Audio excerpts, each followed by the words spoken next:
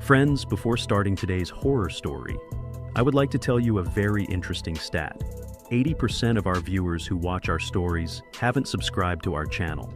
And if you are one of them, you have to do a small task where you have to click to the subscribe button and also press the bell icon so that you are the first to get the notification as soon as our video arrives.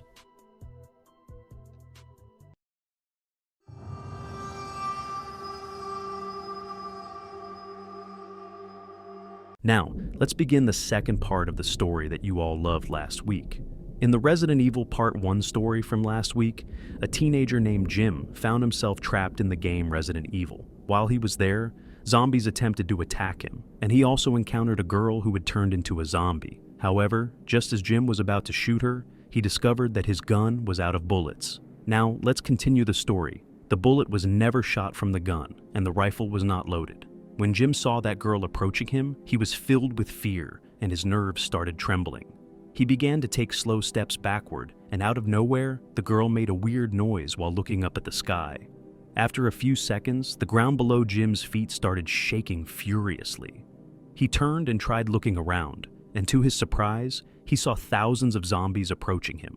He was being approached by a horrible bunch of zombies. It looked like Jim's feet were frozen there when suddenly the girl got onto Jim's back and tried biting him. Jim observed an iron rod lying on the side of the road. He picked it up and smacked the girl in the head many times with that rod, which caused her to fall off Jim's back.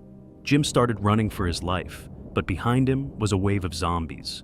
Jim began to wonder what had happened to him before he entered the game, and he was gasping for breath while he did so.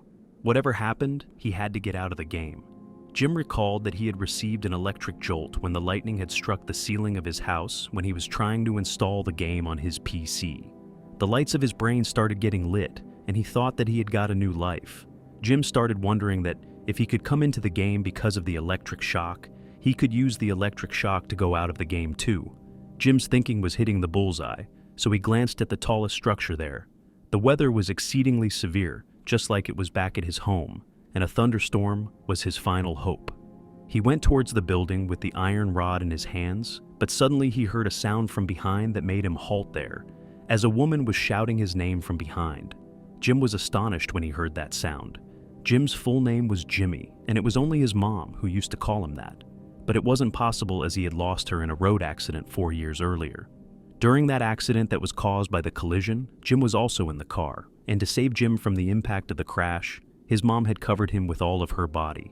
Jim survived, but his mom didn't survive the accident, and after that, he became quite depressed. And due to the trauma that he must have gotten by seeing his mother passing away in front of him, he had stopped communicating with everyone and used to play games on his computers all the time as a coping mechanism. He went in a quiet state thereafter, as tears started running through Jim's eyes as he heard the call of his mom. As soon as he looked back, the whole horde of zombies was waiting there silently, and in front of that horde, Jim's mom was standing. Jim's mom was inviting him towards her, and had tears in her eyes. The only thing that she kept on saying was, "Come on, Jim, Mom misses you a lot. Come to me, please." Jim's heart had started melting as he used to love his mom a lot, and he couldn't resist himself as his steps started going towards her. Jim had come extremely close to his mom, and was going to hug her tightly when suddenly, the lightning hit from the sky. Due to that tremendous bang, it felt like Jim had come out of nowhere. Therefore, he reminded himself that all of this was not genuine. He had made up his mind and started running after turning around. And then suddenly, his mom grabbed one of his hands. As soon as Jim looked back, he saw that the hand that was holding him had blue marks on it, and all the nerves of that hand were bursting out. In fact, he saw blue blood gushing out of those nerves. Slowly, the grasp of that hand started getting more solid, and Jim felt that the bones of his hand had started shattering. Jim still had the iron rod in his hand, but the face of that woman looked like that of his mom. Jim didn't dare beat her with the rod. Jim had been feeling powerless, so he closed his eyes, remembered his real mother, and hit that woman on her face without looking, and within no time, the woman got decapitated. Then suddenly, he looked towards the swarm of zombies in front of his eyes, who stood still there. But then someone produced a peculiar sound, and as Jim looked towards his right, he realized that the sound was coming from that head, which was lying on the floor. As soon as they heard that sound, all the zombies standing there turned insane and started running at Jim. As soon as Jim saw what was happening suddenly, Jim started sprinting away from there rapidly and reached the roof of that building. As he looked down from that building, he noticed the zombies trying to climb up the building from all four corners. Jim stood strong in the middle of the roof, holding the rod in the air. The weather appeared like that of a thunderstorm, yet there was no lighting. Millions of zombies had reached the roof and were moving for Jim. Jim closed his eyes and started waiting for his death to arrive, when suddenly the lightning struck and hit the rod in Jim's hand. Jim started shivering severely, as if he had taken some electric shock, and fell. Jim was lying in an unconscious state, and he observed that the swarm of zombies was approaching towards him.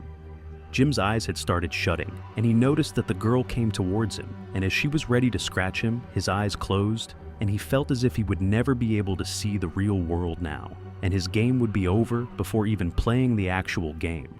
After some time, when his eyes opened, he found himself sitting on the chair in his room. The game was still being installed on his PC.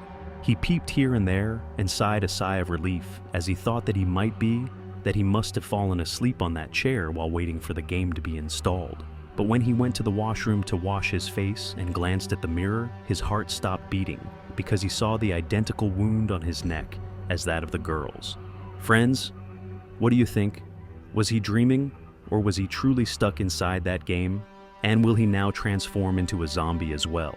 Do tell us in the comments section. If you like the story, then do subscribe to our channel, Bloody Monday, and keep watching for more such spine-chilling horror videos. Please do share the videos with your friends and family so that we could get motivation for uploading more of such spooky videos. Don't forget to turn on the notification bell so you never miss out on any of our eerie, heart-pounding videos. Keep watching and stay brave.